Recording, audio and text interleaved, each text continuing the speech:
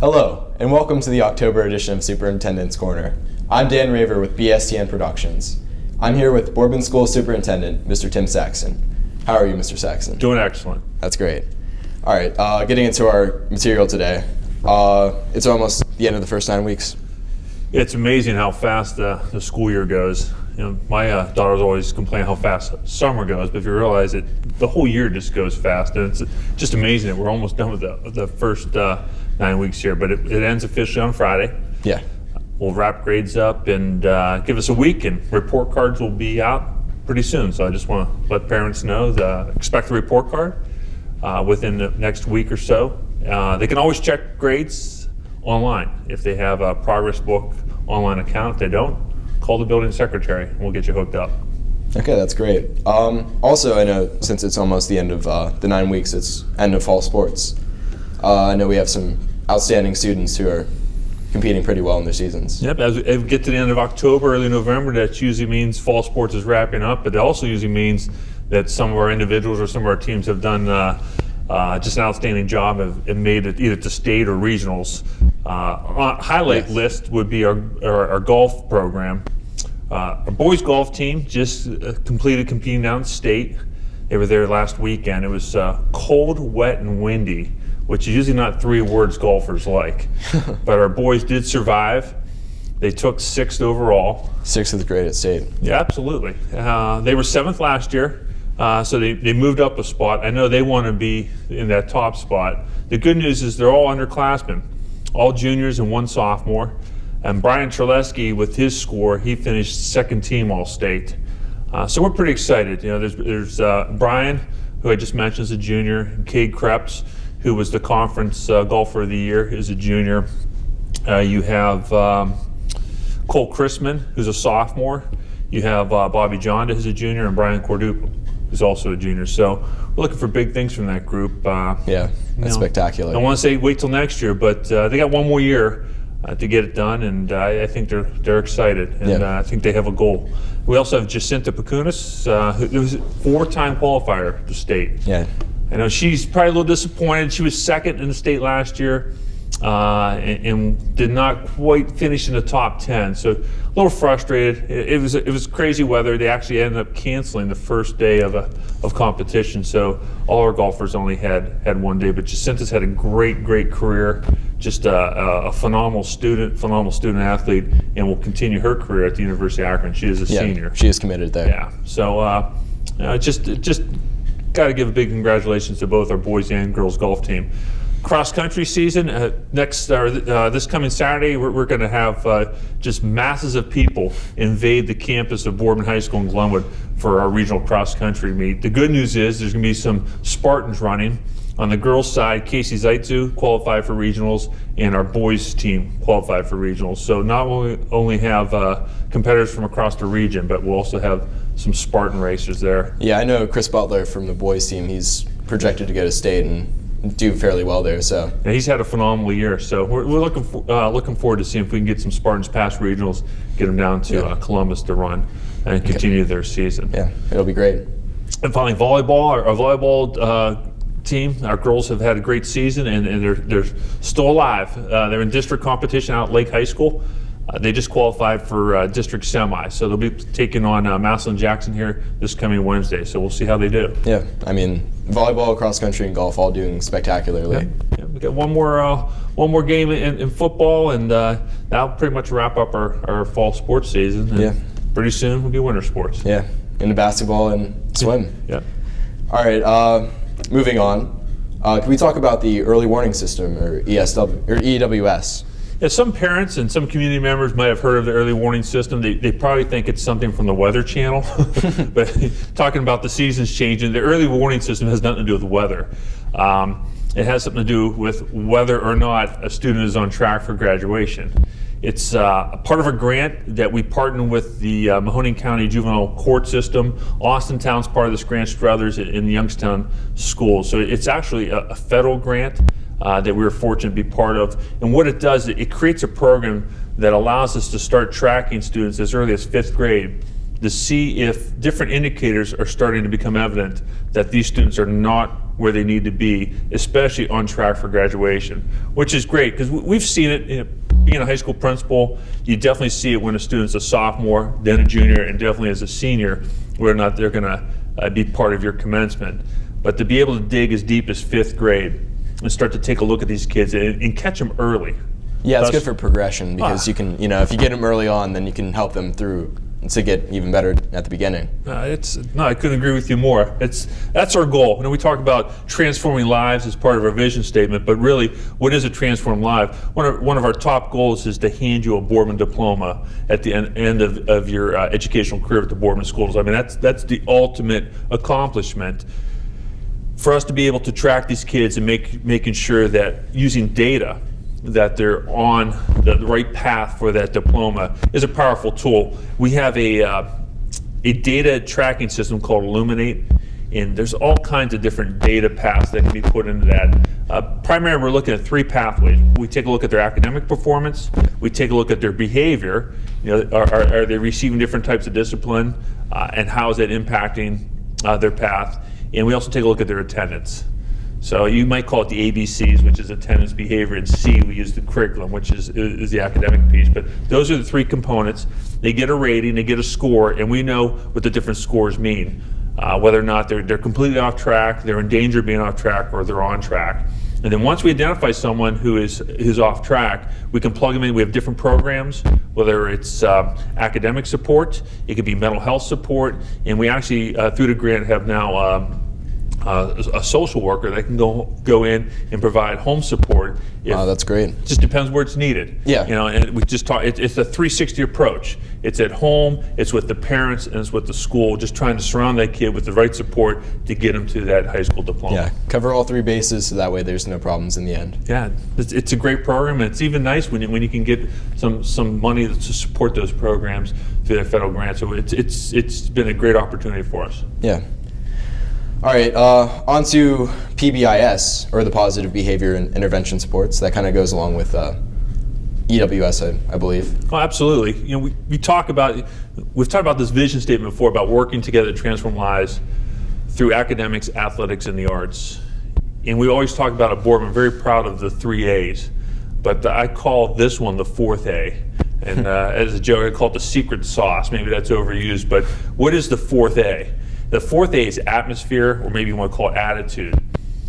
That is so important because it permeates the other 3 A's. So what the Positive Behavior Intervention Supports, or Pbis, it's a national program that makes sure that you are focused on the attitude or the atmosphere of your school culture in a positive manner. So how are you approaching different rules, different interactions, and different communications with parents and students and community members? Is it in a positive manner? So what it does is it just takes a look. It's a structured process to take a look on how you have developed different rules and different policies throughout your school. So one of the things we've talked about is we want to focus on all employees should be responsible for all students in all areas. Because the tendency in schools is when the student leaves the classroom, the teacher passes that student on and says, okay, I'm getting ready for my next class, which is a good thing. There's nothing wrong with that. But can we make it better? Meaning, when that student leaves, how can the teacher be a bridge to their next destination? Give you an example. Let's say you're end of the school day, 7th period class here at Boardman High School. When a student walks out, most likely they're going to get on a bus. So how can the teacher, the 7th period teacher, work with the bus driver to make sure that the student understands that the teacher cares about what happens on that bus, and the bus driver cares what happens in that classroom, that we work together. And that's the big goal. That's our ultimate end, that all of us, all employees, are looking at all students in all areas. So it doesn't matter if the students in the classroom, in the bus, in the hallway, in the cafeteria, on the playground, at an athletic event, we're all responsible, we're all working for these students. Now, how does that actually become a tangible item? One of the things that we're working on now is just positive reinforcement, positive support, positive messages out to parents and students. And what we decided is we've picked the shield to be an emblem or an example or a representative of our program. Okay. So a lot of people look at the shield and Spartan lore, the shield's a big deal. And if you dig into the history of why the shield's so important, it wasn't just a piece of armor to the Spartans. The Spartans walked into battle, they had their headgear on, they had their breastplate, they had a spear, they had a sword, they had a shield. And if you look at why the shield was so important to the Spartans, the spear, the sword, the helmet protected the individual warrior. But the shield was the one thing that not only protected the individual warrior, but when they got in formation or in battle, also protected the Spartan to their left and the Spartan to the right. And that's really what our ultimate goal is. We want to make sure our kids are protected, that they're safe, and that they're successful. So we thought the shield was unique to Spartans, yes, but the shield also represents what we're trying to do. We felt that all people should be responsible for all students in all places, and the shield did that in Spartan history. So we've picked the shield, and then what we've gone on to do is pick terms that represent the letters of shield. So it makes an acronym, yeah. So we've developed some nice little postcards here, and so when we see a student doing something excellent and something very positive, we make sure that these get into parents' hands or students' hands. And the shield then, what it represents is the S represents support, the H is honesty, the I is involvement, the E is excellence, the L is love, and the D is determination. Those are subcomponents of what we're trying to teach and reinforce in that positive realm. So parents should, when the phone rings, and on caller ID, they see the school. In the past, that was always, uh-oh. What we're trying to make it do, we're trying to change that. What we want is that those first calls to be positive. In case we ever have to make that negative call, we want to make sure there are many positive calls first, and that's what our staff and our teachers are working on, and it is making a difference. Just some of the anecdotal stories that I've received from different parents saying, the phone rang, it was a teacher, and they talked about what my kid did great in class or in the hallway in the cafeteria, and that was so refreshing. So positive reinforcement's the way to go with this, because it's better to reinforce them positively now than have to go to the negatives afterwards. You got to figure it out. That's our goal. So this is the first year of launching this, so we'll keep it growing. But I think already we've felt some positive impacts, and you'll hear more and more, all levels, K through 12, all our schools are unified under this concept, this SHIELD concept. So you're going to see that emblem more and more, and that's all part of that positive behavior interventions and supports. Yeah, I feel like that unity is something that we all need. Absolutely. Yeah. So moving on, how about the levy? That's always a recurring subject with this. Yeah, it's very important. Maybe some community members say every time I talk to a school official, they're talking about levies, but I guess that just reinforces that is important to us. We never want to assume anything is a given. It takes budgets, and it takes funds to make all these programs work, to make instruction work, to buy curriculum materials. We do have a levy renewal op, so we want parents to know. I know we've talked about before, and it is kind of a unique situation here where we're able to take two renewals, one that goes all the way back to 1984, and one that's more recent. It was about 2012. We can put them together into one renewal, so that they're not on every 3 years, every 5 years, every 3 years, every 5 years, which produces, you could call it levy fatigue, but it actually produces a savings back to us. If you pull our financial records over the last 3 years, how much we paid out to the Board of Elections, which means paying for poll workers and paying for putting items on the ballot, we've spent over $80,000. Yeah, that's just a lot that you could save on with it. Absolutely. I can buy some different instructional materials for our classroom. I'd rather spend it on our students. Nothing against the Board of Elections or poll workers, because that's an important part of our democratic society.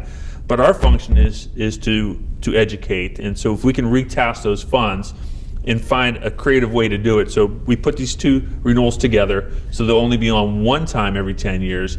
There are no new taxes. It does not change the funding. It still generates the same amount of money, but we can combine them into one, make it every 10 years, which gives us a little more breathing room and some relief from budgeting out monies to pay poll workers or go to the Board of Elections. I think that's a win-win. Yeah, that extra money can make all the difference. Absolutely. In this day and age, we have to be very creative on how we're just spending dollars and putting funds where they really need to go, and making sure they're going back into the classroom, back to our students, back to our instructional materials. Yeah, especially with implementing new programs, that's helpful, especially with the stadium, having to pay that off. Yep, that's the same thing. Now the stadium, that's private money. Again, that's another creative way of doing it. So that's money that's outside their budget.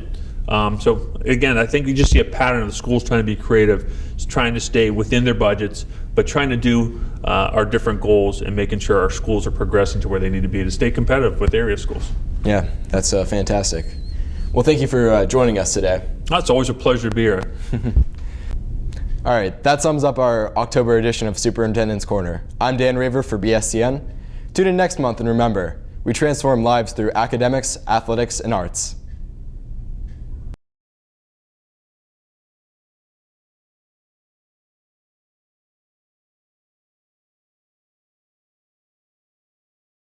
Hello, and welcome to this edition of the Boardman School Board Report. I'm McCallum Warwick with BSTN Productions. In this segment, our president of the Board Education, Ms. Victoria Davis, joins us to highlight the October Board of Education meeting. Welcome, Ms. Davis. Thank you for having me. The special Board of Education meeting took place on October 20th, 2016 at Glenwood Junior High School. Correct. Victoria Davis called the meeting to order. Yes, we did. Ms. Davis, were all the board members present? Yes, they were. We had Mr. Zetz who came in a little late due to a scheduling conflict, but we were all there to vote. Perfect. Did anyone from the community address the school board, Ms. Davis? Not at this time. This is one of the first meetings that we didn't have anybody, so I guess that's a good thing. Special recognition goes out to the outstanding schools Robin Wood Lane Elementary School and West Boulevard Elementary School. Correct. Recognized by the United States Department of Education for their success in educating students at a high level as outstanding schools. An award will be presented by Reno Contapelli from the Ohio Board Association. Correct. Yeah, we're very proud of these two schools. Mr. Cervello and Mr. Robinson have done a wonderful job, and it's a huge honor for our district. So we're very, very proud of the principals, the staff, the students, and the parents. Without them, none of this could happen. So it's striving for excellence, and we're transforming lives. So this is a very good thing for us. Ms. Davis, you went over the consent agenda. Would you highlight what was discussed? It was very basic, nothing out of ordinary this time. We just approved last month's minutes and took care of some resignations on staff and some classified staff. I see we have a few parental leaves of absence. We do. We have three. We have three teachers that are going to leave us for a few months. Melissa Birch, who's the high school art teacher, April Eckert, who's over at Center, and then Tracy Morton, she's our district speech pathologist. So we wish them all well as their families grow. Ms. Davis, would you tell us about the on-staff supplementals? We had a few. We have Amanda Barrow, who's going to be our art club advisor for the high school. Ms. Birch is going to remain as the Photo Arts Club advisor. This is due to her pregnancy. We're just moving some positions around. Kate Burnside, she's also going to be the high school Photo Arts Club advisor. So basically her and Mrs. Birch are going to split that responsibility. And Ms. Holter over at the Center Immediate Care or Immediate School is going to be a mentor. So we're appreciative that they're going to step up and take care of those positions for us. Very nice. We also have many off-staff supplementals. Would you share those with our viewers? There are many, and this is a good thing. Basically, we ended our fall sports program and we're starting our winter sports program. So it's basketball, and wrestling and swimming is basically what we did. Dylan Basella is going to be our new assistant boys basketball coach, and he's going to be the open gym supervisor. Mark Colati is stepping in to be an assistant boys basketball coach. Crystal De Niro is going to be our wrestlette advisor. David Gilmartin is also going to be an assistant boys basketball coach. Matt Ingram is going to assist us at the Glenwood Junior High. Don Mancini is coming back as the varsity wrestling coach. We're very happy about that. Also joining him is Frank Mancini. Ronald Navarro is going to be our new assistant swimming diving coach, so we're very excited about that. Terry O'Halloran is coming back as our head coach for swimming. And then Kevin Powell is also going to assist in our Glenwood Junior High 8th grade wrestling coach. So lots of changes, lots of new faces, but again, it's just something that's really simple because it's winter sports. We also have Dawn Riccatelli that's going to come in as our open gym supervisor. Peter Ryan's coming back as our 7th grade Glenwood coach. Lindsay Tokarski is coming back as our 7th grade girls basketball coach. And Brent Villela is also coming back as our assistant boys coach. So, Wow. Exactly. That's all right. Very cool. Yes. We're also very appreciative of the 3 off-staff volunteer coaches. Would you tell us who they are and what they're coaching, Ms. Davis? Absolutely. We love our volunteer coaches. We have Bob Foster that's going to come back as the wrestling coach. John Lukansky is going to also come back as the assistant bowling coach, and Jack Raver is going to come back as an assistant wrestling coach. So it's nice to have these adults step forward because we have such large student participation in all of these sports, so we're glad that we have the volunteers to come in and help them out. As is customary at the beginning of the school year, we've approved a list of certificated and classified substitutes. Yep, it is. It's just a normal thing that we keep going as people's lives change. People move into the area and move out of the area. It's just a list that continues that we have to approve. It's standard every board meeting now. Let's go to the treasurer's business with the school treasurer, Mr. Greg Slemons. Yeah, Mr. Slemons had a good part of the agenda this time around. We had to approve our financial reports for September. That was customary. But now, actually, since the school year has begun, we can put some numbers into the columns and figure out where we are as far as revenue versus expenses. He also did a 5-year forecast. That is basically something that we have to submit with the auditor and the state. We're actually going to go over this in detail this Saturday. It's going to be probably about a 6-hour meeting in Mr. Saxon's office for our board members. And basically we're going to really look into the school finances and the issues that we're having with the state as far as funding and see where we're going to need to be in 5 years so we can keep Boardman excellent. Mr. Slemon's other item was the cross-country tournament. We just approved the contract for us to participate in the OHSAA tournaments. We also did a permanent improvement fund.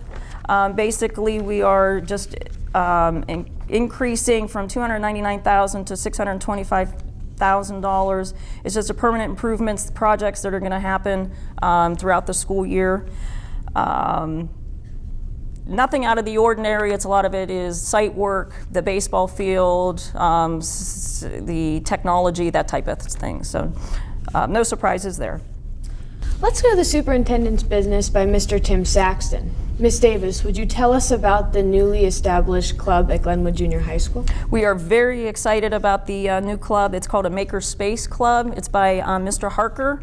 Basically, it's expanding the STEM program down there. They're going to be able to do some fundraising in order to do some after-school activities. I think there's been some pictures on Drund that the kids are making their cars, and they're out of recycled material and such. So we're very excited that they get to use their imagination with this club. That sounds awesome. I see we have a few field trips approved by the Superintendent Saxton. We do. We have the orchestras going to Mentor, Ohio. The symphony and chamber orchestras are heading to Cleveland. They're also going to go to Toronto, Canada for a couple of days. And then, of course, which is where we're excited, that the Glenwood Junior High 8th grade, we are continuing with the realignment. They're still going to get to go to Washington, D.C. So we're happy for them, yes. Ms. Davis, what reports were discussed during the school board meeting? Basically, there was 2. Mrs. Palma always gives a legislative report. In a couple of weeks, we will be heading to Columbus for our annual conference, so we were discussing details on that trip. And then Mr. Smith, Todd Smith, is our technology instructor or department head, and he gave a report on the updates of all the technology throughout the schools, and he recognized his staff. So we are very appreciative of all his 5 members and everything that they do and put forth in order to make all of our lives a lot much easier, and for you guys to get the top technology and learn the best, and then when you go on to college, you're already ahead of the game. As president, were there any final comments, Ms. Davis? I did. I had a few. I wanted to announce that I am part of the alumni organization, so after you guys graduate, you get to come on board with our group. And we're having an all-alumni reunion out on the Avion on November 25th, so if there's any Spartans out there that are our alumni that are in town, we'd absolutely love to have you join us on November 25th. You can check Facebook or our website for more information. We were excited to know that the Trans-Siberian Orchestra had invited our entire orchestra class down to their matinee. So we're excited to approve that field trip for them. And those kids absolutely worked so hard and deserve that recognition. And then my last announcement was, of course, the levy. In 2 weeks, we're going to be voting, obviously, for a new president, but the schools does have a levy on. It's a renewal levy. We're combining a couple levies, and that way it doesn't look exhausting for the voters, but no new monies. So we appreciate your support on that, for that avenue.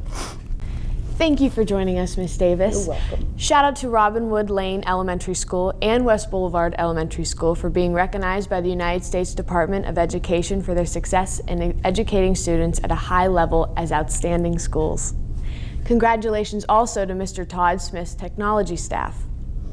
A reminder that our November Board of Education meeting will be held at Glenwood Junior High School on Monday, November 21st at 7 p.m. This is McAllen Warwick for BSTN. Thank you for watching, and thank you again. You're welcome.